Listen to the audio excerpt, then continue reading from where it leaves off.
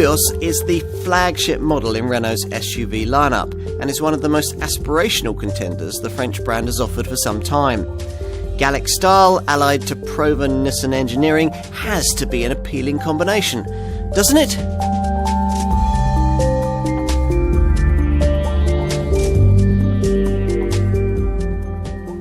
So, what have we here? A Korean-built, French-branded, Japanese-engineered, supersized crossover SUV that you've almost certainly never considered owning, but you possibly might quite like. Welcome to the Renault Koleos. It's strange to think that as recently as 2012, the Renault model lineup offered no SUVs whatsoever. Even back then, though, it was clear to almost anyone in the industry that this class of car would be crucial for ongoing automotive profitability. But in its haste to embrace all-electric mobility, the French manufacturer had rather taken its eye off the ball in this regard. Now, that might have been disastrous had it not been for the maker's partnership with Japanese maker Nissan, a mark that for some time now has been setting the standard when it comes to what a volume-branded SUV should be like. Now, thanks to this tie-up, Renault was quickly able to repackage that company's crossover product range and fill its showrooms with 3 new SUVs, delivering the kind of car that people increasingly wanted. The little Capture model was first, and that was followed by the bigger Qashqai-sized Kadjar. Here, though, is the largest member of the trio, the plusher, more spacious Koleos. This then is Renault getting serious about SUVs, but it isn't the first time the company has tried to address this segment. Back in 2007, the brand dipped its toe into this sector with another model badged Koleos. This, a smaller contender that shared its engineering with a first-generation Nissan Qashqai, but which lacked that model's sharp handling and fashionable feel.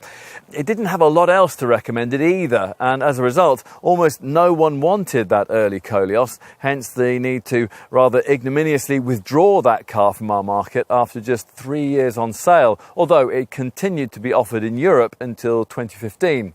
Since then, though, clearly lessons have been learnt, and this handsome, almost premium-looking contender is a result.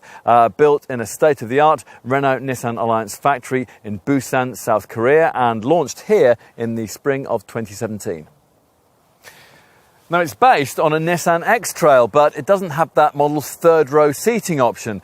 Now, in some ways, that is understandable. Renault is keen to avoid any prospect of customer overlap with its Grand Scenic 7-seat MPV. But this omission does put this car at something of a disadvantage when it comes to stealing sales from similarly sized SUVs, not only the X-Trail, but also cars like Skoda's Kodiaq, Volkswagen's Tiguan, Peugeot's 5008, and Mitsubishi's Outlander. Maybe also slightly pricier options like Land Rover's Discovery Sport, Hyundai Santa Fe and Kia's Sorento. Renault is keen to point out, though, that the 5-seat formula works well enough in this segment for relatively new rivals like the Ford Edge, as well as more established contenders like the Toyota RAV4 and the Honda CR-V. Can it make sense in this Koleos, though? Time to find out.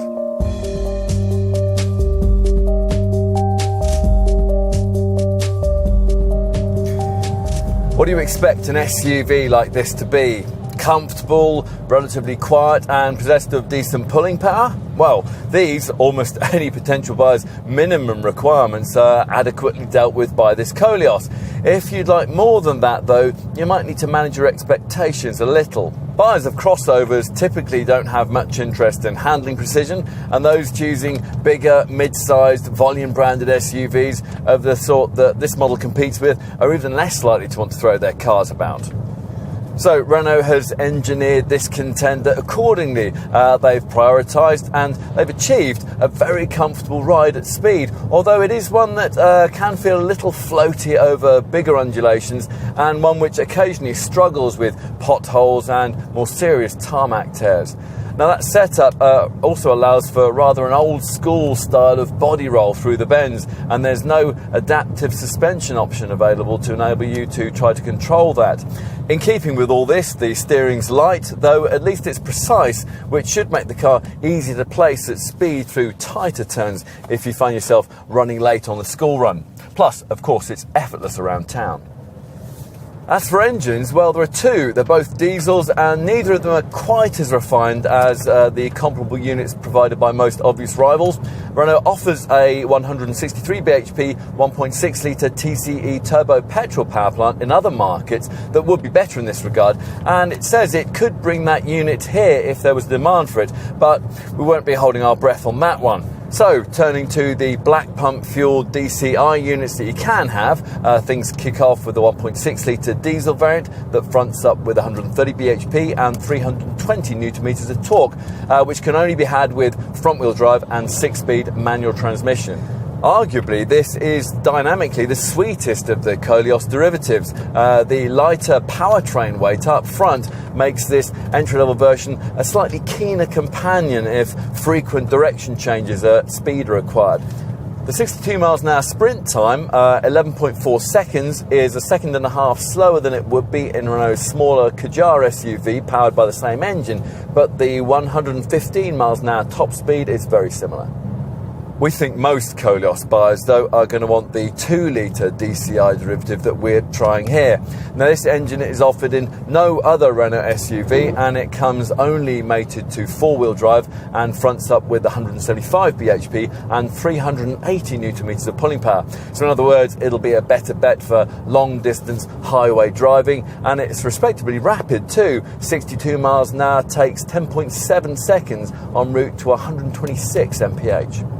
Buyers wanting to take advantage of the 2,000 kilo brake towing capacity that's common to all the manual model versions will certainly prefer the extra torque and traction of that pokier Koleos. But do bear in mind that this 2-litre Renault's towing capability will fall to just 1,650 kilos if you take up the option, which is exclusive to this 175 bhp variant of Auto Xtronic transmission.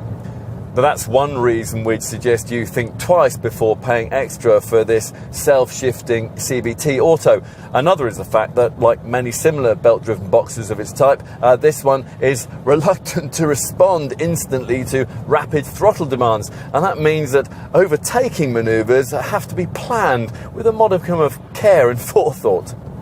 Now, I mentioned 4-wheel drive. That's controlled by this little switch down here by your right knee and is the usual Nissan-derived all-mode 4x4i setup.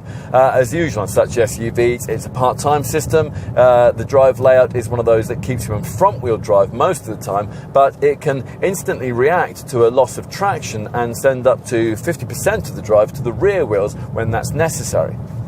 Leave the setup in auto mode and it'll make all the decisions for you, but if you don't want to intervene, you can set the car to run only in 2-wheel drive, or you can put it in 4-wheel drive lock mode with 50% of power going to either end of the car, should you end up with your Koleos somewhere where you really shouldn't have ventured in the first place.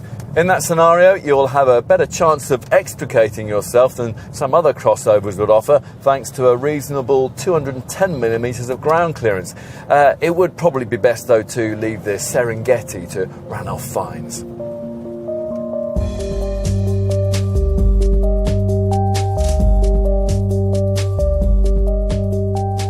Renault makes some stylish large cars these days, although few of them now make it into our market. Here, in the form of a contender we do get, is proof of that. The Koleos taking its place as one of the sector's more elegant, volume-branded large SUVs.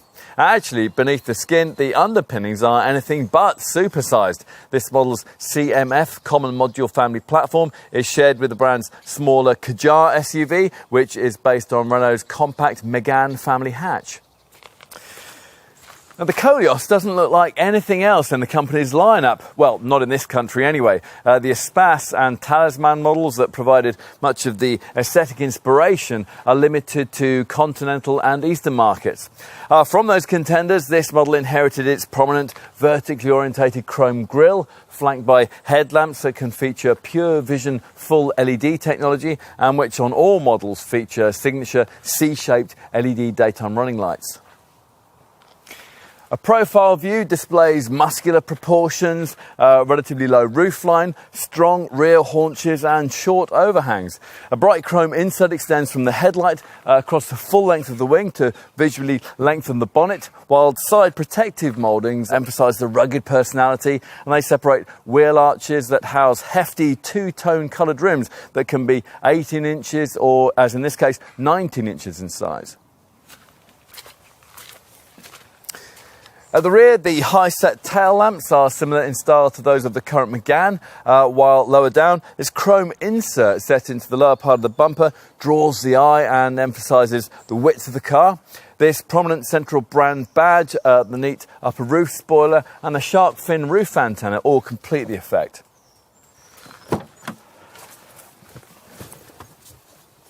So, time to take a seat inside. Now, this Koleos isn't a big step up price-wise from Renault's other mid-sized SUV, the Kadjar, but it feels a world apart from that model here behind the wheel.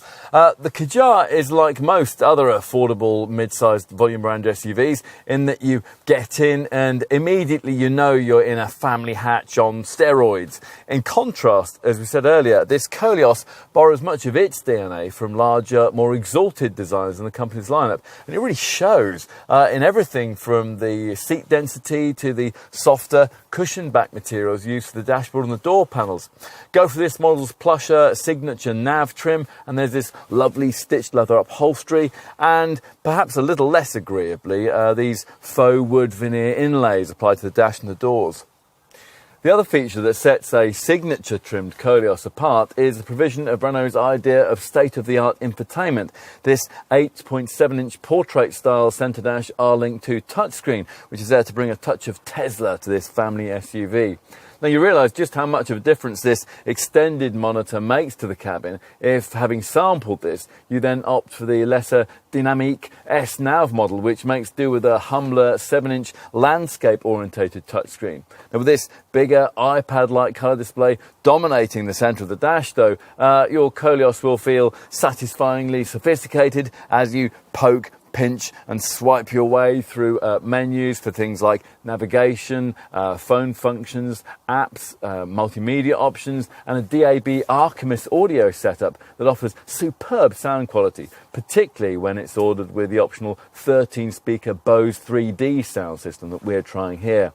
Whatever screen size you end up with, though, the R-Link 2 package that'll drive it can sometimes be a bit slow to respond, but we do like the fact that it comes complete with TomTom Live services for things like European mapping and also speed camera locations. Plus, you also get expected features like voice control and a Bluetooth connection that you can use for hands-free calling or music streaming from your smartphone. Anything this centre dash display can't tell you will almost certainly be covered off by the 7-inch TFT colour instrument screen you view through this leather-stitched 3-spoke multifunction steering wheel. Now, this is there to completely replace the usual analogue dials. It can be configured in 4 different display modes, with this first classic layout giving you a needle rev counter and a digital speed readout. Other configurable options, though, include an economy setting with a fuel consumption graph and a streamlined display that gives you a virtual speedometer in place of the rev counter. What else? All-round visibility. Well, you do get the raised driving position that SUV buyers like so much, but you do need to raise the driver's seat up quite high to properly see the front corners of the car, and these thick windscreen pillars can slightly obscure your view at junctions. Fat rear pillars and small rear 3/4 windows mean that your view out of the back isn't ideal either, so it is just as well that all models come complete with all-round parking sensors and a rear view camera. Otherwise, though, the ergonomics appear to have been pretty well thought through. These cosseting seats with their gradually tapering backrest supports, they're very supportive, plus they feature heat and power adjustment on this top model, and they can be optionally cooled too. You adjust them in concert with this centre armrest, which can slide up to 80mm in either direction, and just ahead of that are stitched grab handles on either side of the centre console, providing something for your front seat passenger to hang on to should you get carried away by all that adventure-orientated marketing. Other nice touches that come as standard across the range include multicoloured ambient lighting and a front cup holder compartment that can be chilled or heated. Additional storage areas include this deep-lidded 7-litre box between the seats with its twin USB ports. Rather small door pockets though. There is a spacious 11-litre glove box, an overhead cubby for your sunglasses, and in front of the gear stick, a smartphone-sized tray complete with a 12-volt socket. Time to take a seat in the rear, and immediately there's further evidence of careful design. These doors, for example, open with one of the widest apertures in the class, and they've been sculpted in a way that protects the sills from soiling, so preventing passengers' clothes from getting dirty as they get in and out. Once inside, you'll find yourself in another part of this car that's a real step up from its Qajar showroom stablemate. Now, whereas in that model, fitting in a family of 5 is a bit of a squeeze, here it's a breeze, courtesy of an extended CMF platform that gives this Koleos one of the longest wheelbase lengths in the class. This French brand's decision not to offer this SUV with 7 seats helps here, meaning this rear bench is relieved of the need to incorporate the third row access mechanism that basically the same design can include on a rival Nissan X-Trail. It would have been nice if Renault could have retained that package's seat runners though, so that this seat base could have slid back and forth in the way that it does in, say, a rival Volkswagen Tiguan, or in fact in the company's own smaller capture SUV. Even without that feature though, legroom is more than generous, and the 289mm of knee room on offer is close to being best in class, and it's aided by the curved form of these front seat backs with their incorporated storage nets. Headroom's not quite so good, and that's probably because of the compromises necessary to incorporate the huge panoramic glass roof that all models get as standard. You can't recline the seat backs to slightly improve that either. On the plus side though, this beautifully stitched centre armrest incorporates a useful couple of cup holders, and the potential for transporting 3 adults is enhanced by this low centre transmission tunnel. Just above that are twin USB ports and a 12-volt socket, so the kids' devices can be kept powered up. Finally, let's take a look in the boot. Now, you might reasonably expect this to be huge, given that this car's platform was originally designed for a Nissan X-Trail model that had to be capable of taking up to 3 seating rows. This tailgate is power operated in this top signature trim model, and it's one of those that you can activate with a swipe of your foot beneath the bumper. If key in pocket, you approach the Koleos laden down with bags. Inside, a 579-litre space is revealed. Now, that's quite a lot less than you'll get in equivalent versions of rivals like Volkswagen's Tiguan and Skoda's Kodiaq, but it's comparable with the Honda CR-V, Toyota RAV4 and Nissan X-Trail, bigger mid-sized SUVs that lots of potential buyers will also be looking at. This removable boot floor is positioned at the same height as the sill to form a flat base for the cargo area, and beneath it there's a compartmented tray for smaller items that you might want to keep out of sight. Now, you even get this if, as here, you specify the optional spare wheel that we don't think any SUV should be without. What else? Well, there are deep corner bins either side of the cargo floor. The left-hand one incorporates a useful 12-volt socket. There's also an optional boot liner that will help to keep this area tidy. The carriage of longer items, though, that's made more awkward by Renault's failure to provide either a ski hatch or a 40-20-40 split for the rear bench. Still, the one-touch folding mechanism that you activate via these cargo sidewall catches, that works well, and it frees up 1,795 litres of total carriage capacity.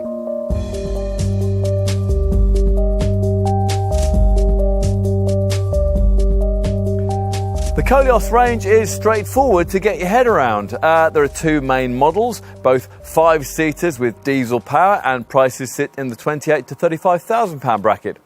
Choose from an entry-level 1.6-litre DCI 130 variant with front-wheel drive and a manual gearbox, or for a premium of just under £3,000, you could alternatively select the car that we've been testing here, a 2-litre DCI 175 derivative that only comes with four-wheel drive and which can be ordered with the £1,500 option of Auto Xtronic transmission. Now, most of the equipment that you'll need comes included with standard Dynamic S trim, but if you want more, £2,300 premium with either engine gets you the leather-lined signature nav spec that 60% of buyers tend to want. So let's give you some Renault-Nissan Alliance perspective on that pricing. Now, if you were to compare the entry-level 1.6-litre DCI 130 two-wheel drive Koleos to the next SUV down in Renault's range, the Kadjar, then you'll find that an equivalently spec'd version of this bigger model would cost you around £1,700 more. That seems reasonable. It isn't really relevant, though, to compare a Koleos against something Qashqai sized. I mean, it's a bigger car than that. So a more pertinent comparison can be made against the SUV that this Koleos is based on, Nissan's X-Trail. Now, if you're looking at two-wheel drive and the 1.6-litre DCI engine, then you'll find that combination available in an X-Trail from around £25,000. But for a comparable spec with the base version of this Renault, you'd actually need the Nissan in mid-range Accenta trim, and that would cost you about £1,000 more than an entry-level Koleos Dynamic S. Switch to this 2-litre DCI 175 model, and with equivalent spec, the price difference between the two cars would widen to around £2,000 in this Renault's favour.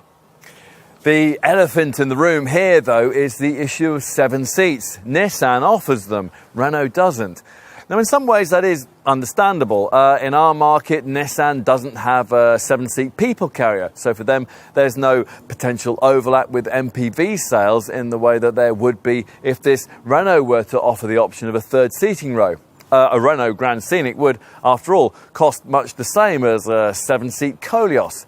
Nevertheless, the absence of optional extra chairs does put this Koleos at a disadvantage in this segment, not only against the X-Trail, but also against the range of bigger, mid-sized, volume brand SUVs that otherwise would be right in its sights. Skoda's Kodiaq, Volkswagen's Tiguan, and Hyundai Santa Fe, they all offer 7 seats as an option, while on comparably priced SUVs like Peugeot's 5008, a diesel Mitsubishi Outlander, a Land Rover Discovery Sport, or a Kia Sorento, you get them as standard.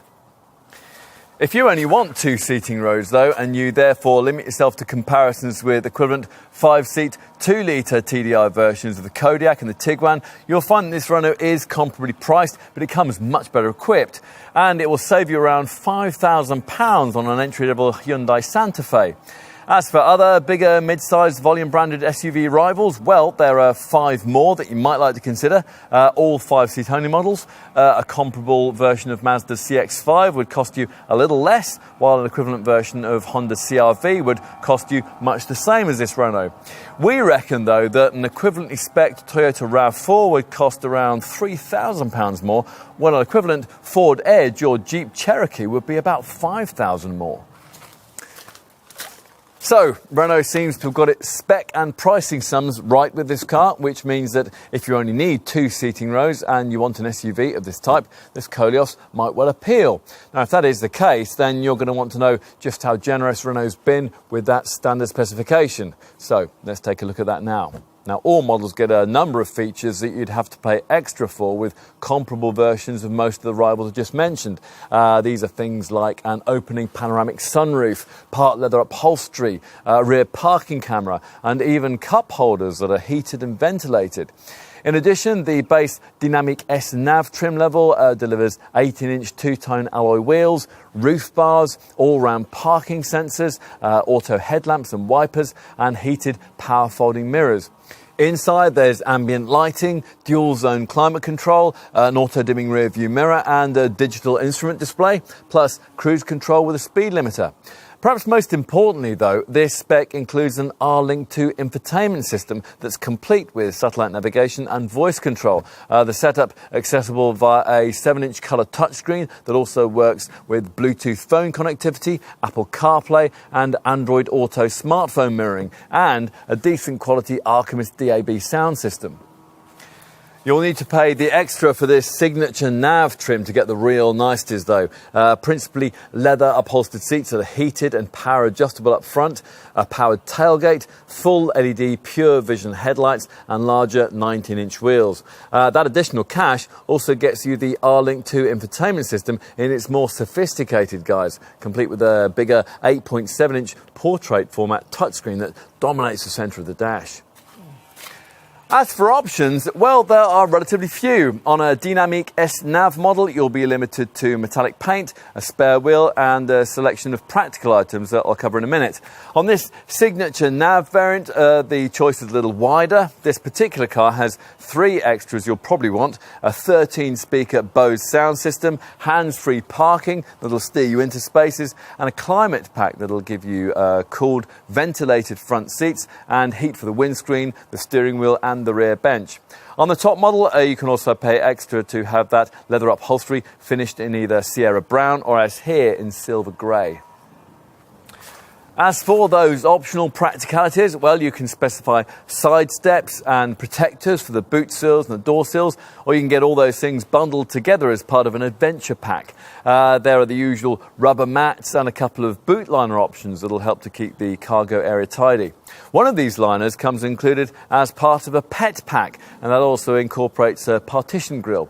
You might also want chromed mirror covers, extra roof bars, a bespoke child seat, and brackets that'll take tablets and so keep the kids better occupied in the back.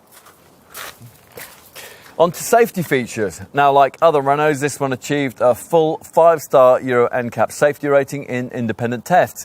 And these days, to get that, you have to have a pretty complete range of the latest camera-driven safety features. Hence the inclusion on all Koleos models of Renault's AEBS, that's Advanced Emergency Braking System. And that is one of those setups that works at low speeds to constantly scan the road ahead of you for accident hazards. If one's detected, you'll be warned. If you don't respond or you aren't able to, the brakes will automatically be applied to decrease the severity of any resulting accident. 4 other camera-driven safety features also make the team sheet with all models. Automatic high-low beam headlights that automatically dip for you at night in the face of oncoming traffic. A traffic sign recognition system that pictures road signs as you pass and displays them on the dash. A lane departure warning setup that warns dozy drivers who might be veering out of their lanes on the highway. And a blind spot warning system that at speed alerts you if you're dangerously pulling out to overtake. As for more conventional safety kit, well, all models get a tough, rigid body shell, and in it, front passengers are protected by 2 adaptive front airbags that inflate according to the type of impact and the occupant's position in the car. In addition, there are 2 lateral thorax shoulder airbags and 2 curtain airbags, plus the usual electronic assistance for braking, traction and stability control. Additional features include anti-whiplash head restraints, anti-submarining front seats, Isofix child seat fastenings, tyre pressure monitoring and hill start assist to stop you from drifting backwards on uphill junctions.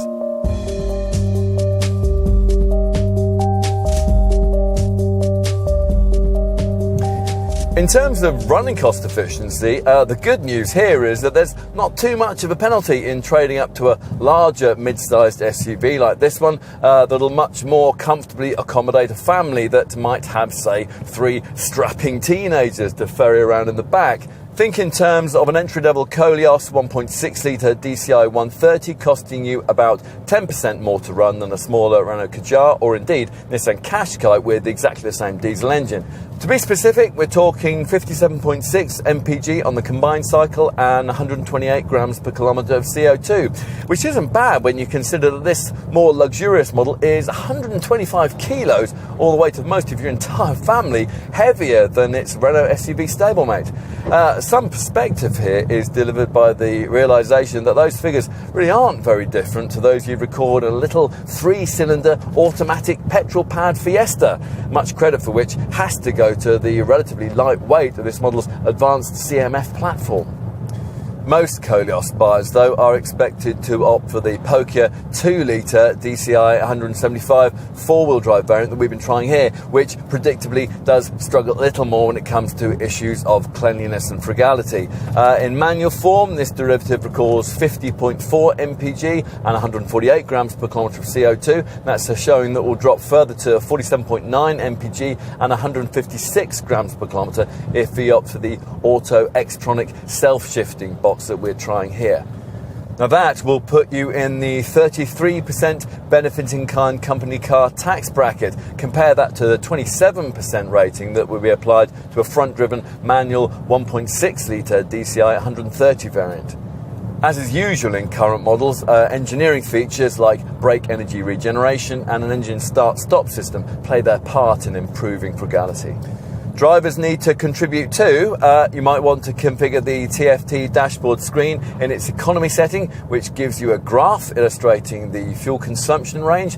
And there's a driving Eco 2 menu on the centre dash R-Link 2 infotainment display that offers a series of options based around a couple of tuition segments. These are standard and advanced, and those will help you to improve your driving efficiency. So in standard, you get a score evolution graph for all efficiency-related areas of your driving, while in the advanced section, it's all a bit simpler with straightforward star scorings for your efforts in terms of acceleration and anticipation. Both segments deliver a global score for the overall efficiency of your driving, and they also record the distance travelled without fuel consumption. Although, actually, we're not quite sure why you want to know that. You can also ask the Driving Eco 2 menu for eco coaching efficiency tips, although personally probably wouldn't bother with that because most of them are, to be frank, rather blindingly obvious. I mean, they're things like try not to accelerate too hard or drive at a steady speed. Enough on efficiency figures. What about the other costs of running this car? I mean, depreciation, for example. Now, given that the first generation Koleos of 2007 shed value like a stone, potential buyers of this second generation model might be forgiven for harbouring some concerns in that area. Apparently, though, they needn't worry. Independent experts CAP reckon that this fresh design will be viewed very differently by the market, and that's thanks to the good looks and that well-respected Nissan-derived heritage. Buyers of this car may well make some savings in insurance costs too. I mean, the worst you can do is get a 1.6 litre DCI 130 version of this model rated at Group 18E, which is not much different to an equivalent Kadjar. If you opt for the Pokia 2 litre DCI engine, the rating rises though to Group 23E. The 4-year warranty looks good too, given that most rivals restrict you to 3-year cover. Do bear in mind though that the final 2 years of that policy restrict you to 100,000 miles. Finally, scheduled servicing is every 12 months or 18,000 miles, but as usual, prepaid servicing plans are available. It'll certainly help that the ecological oil filter needs replacing only every 18,000 miles. The timing belt requires changing only every 100,000 miles, and the close-coupled diesel particulate filter has been designed to last the lifetime of the car.